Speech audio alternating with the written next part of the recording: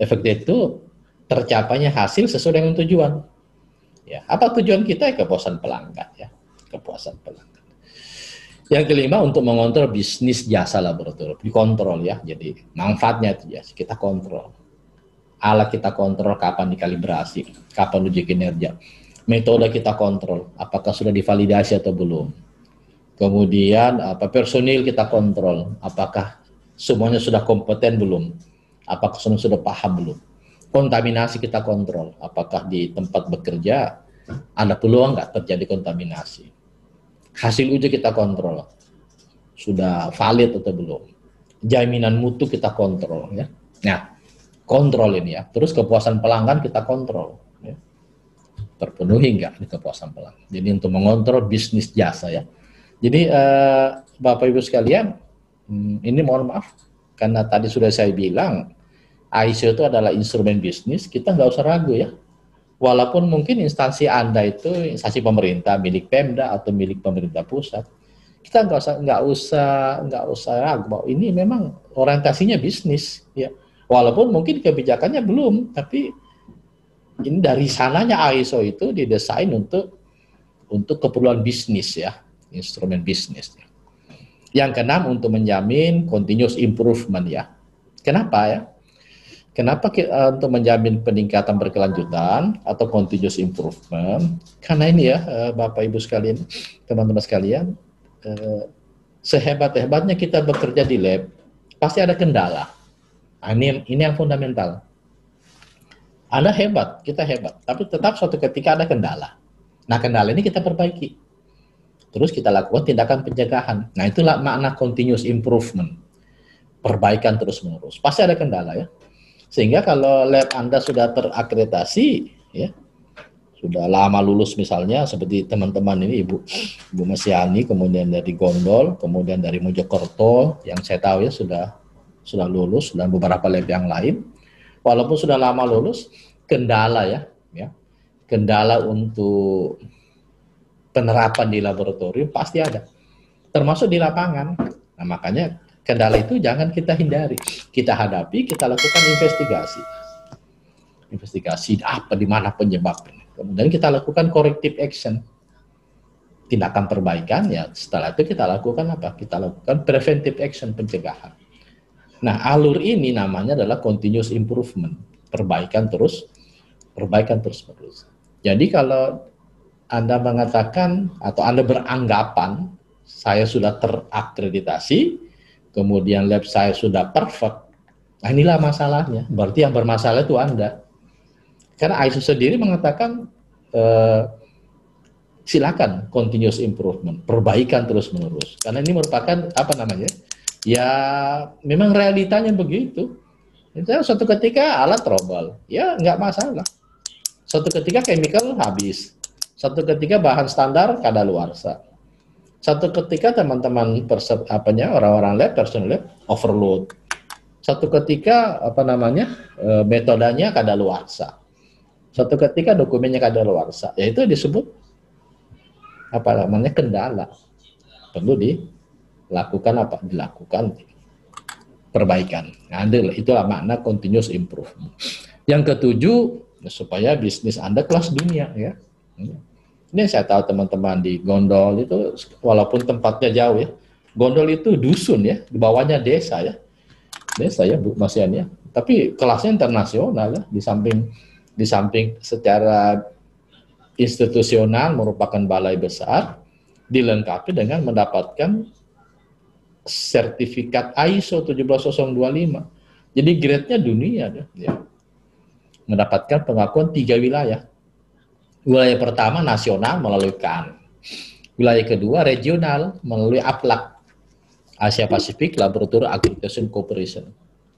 Nah, kemudian wilayah ketiga internasional, dunia sudah ILAC, International Laboratory Accreditation Corporation, ILAC. Jadi walaupun kita ada di tempat mana, menurut konsensus ini bisnis Anda itu levelnya dunia ya, kelas dunia. Nah, manfaat yang ke-8 untuk memenangkan kompetisi bisnis. Ya, ini menarik ya. Karena tadi sudah saya awali tadi adalah bisnis oriented, pasti punya kompetitor. pasti punya kompetitor. Ya, pasti kompetitor. Apa saja ya. Jadi kalau kita bisnis apa saja ya, bisnis barang atau bisnis jasa, kemudian berharap tidak punya kompetitor ya, atau mungkin karena berkuasa ya, berkuasa akhirnya menjadi monopoli. Inilah musibahnya. Anda menganggap bukan menganggap, mengharap tidak punya kompetitor. Nah, ini musibah. Jadi kita ya seperti inilah, seperti kata di bawah tempurung. Jadi kita sudah bagus, tapi ternyata di luar kita jauh lebih bagus. Nah, kita perlu memenangkan kompetisi bisnis itu. Melalui apa? Ya melalui implementasi yang berdasarkan standar, ya, diakui kompetisi kita. Yang kesembilan, agar sesuai dengan konsensus internasional. Jadi memang konsensus ya, ini konsensus internasional. Jadi mungkin sekarang paradigma kita kalau bicara ISO, ya Anda jangan berparadigma lokal, Anda jangan berparadigma regional, Anda jangan berparadigma nasional, harusnya global ya. Karena konsensus kita ini adalah internasional. Pengakuan Anda pun itu internasional ya, internasional. Nah, yang ke-10 untuk memastikan QMS memenuhi kebutuhan bisnis ya. QMS itu singkatan Quality Management System ya. Memenuhi kebutuhan bisnis. Nah, itu Bapak Ibu sekalian ya, teman-teman sekalian, ada 10 manfaat ISO yang saya kumpulkan based on riset ya. Jadi riset dari para pakar ya. Para pakar di quality system. Nah, ini yang 10 manfaat. Ada yang lain ya. Untuk meniti karir ya, mungkin Anda yang terutama yang masih baru bekerja, ya berkarir di laboratorium dengan standar internasional. Ini tantangan ya, tantangan. Jadi jangan, kalau Anda ditempatkan di bagian laboratorium ini, menurut saya ya, rahmat ya.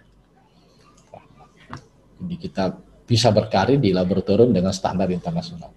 Mengetahui, kita bisa mengontrol ya. Mengontrol personal laboratorium melakukan pekerjaan dengan benar atau tidak. Kita bisa mengontrol. Karena sudah ada SOP-nya ya, sudah ada prosedurnya, sudah ada work instruction-nya ya. Sudah ada dokumen-dokumen ya, Anda bekerja sesuai dengan dokumen. Kalau enggak, saya ngontrol Anda mengatakan Anda salah.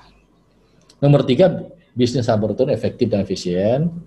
Terus kita berorientasi ini, fokus kepada pelanggan. Ya, jadi ini menarik Bapak Ibu sekalian, teman-teman ya. Karena ada istilah lama ya, istilah lama, pegawai itu adalah pelayan. Ya.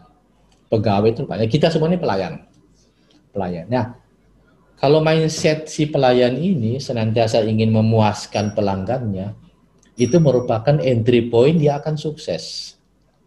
Nah, ini tolong dicamkan ya. Jadi kalau mindset saya sebagai pelayan adalah fokus untuk memuaskan pelanggan, ini adalah entry point ya, pintu masuk untuk sukses.